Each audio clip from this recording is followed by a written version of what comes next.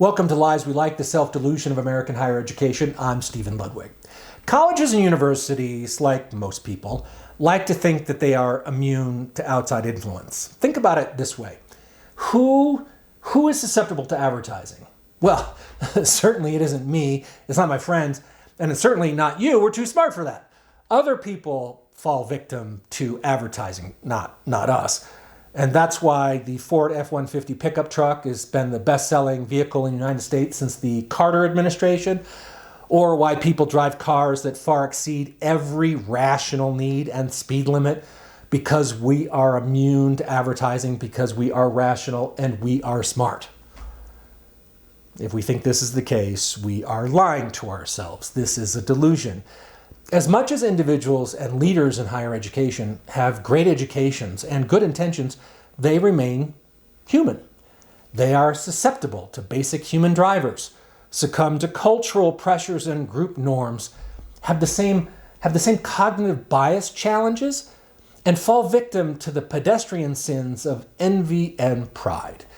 We need to understand what drives higher education in order to help it reform.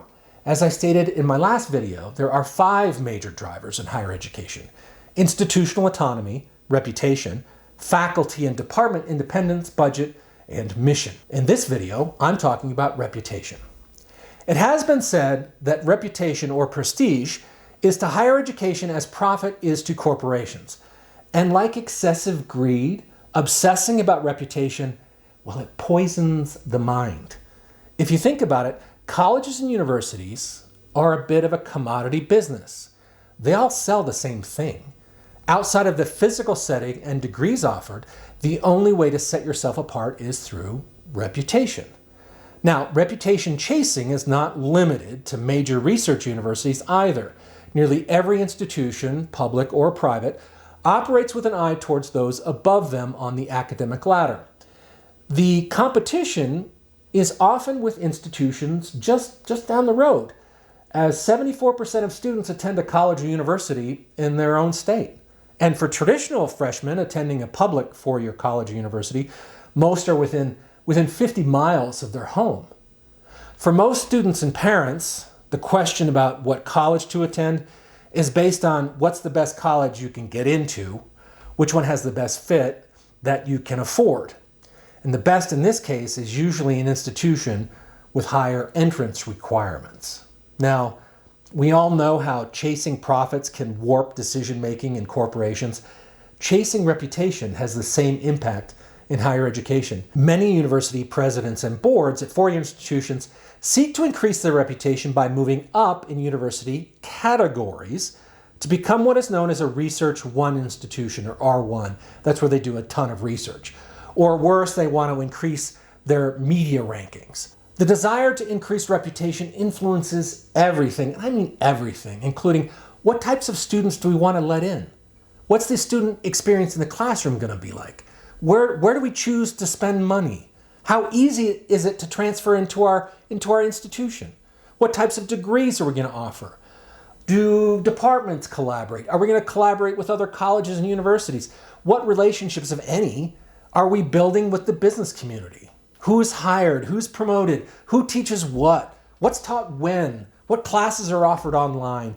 And how much focus do we give to meeting community needs? Now, who pays for this reputation chasing? Well, all of us. But the burden especially falls on undergraduates, first-generation students, students of color, working adults, and communities that could really benefit from more collaboration with colleges and universities. This academics arms race hits everyone in the wallet through more expensive tuition, and it hits us through opportunity costs by what is not done and who we leave behind. As it would be a fool's errand to try to change the culture of higher education, the question is, how do we use this desire for reputation and status to encourage change? Well, we need to design rewards with both honors and money for colleges and universities that are best at helping the social mobility of students. For those serving working adults, doing a better job with first-generation students and students of color, providing high-quality online instruction, and focusing a significant part of their research portfolio on community needs. Developing those rewards, well, that's up to us. Businesses, philanthropy, donors, policymakers, and the news media and others. Now, if we don't develop these rewards, change will continue at colleges and universities, but it will be slow and incremental, and costs will continue to outpace inflation, and we will continue to hurt those whom higher education could help the most.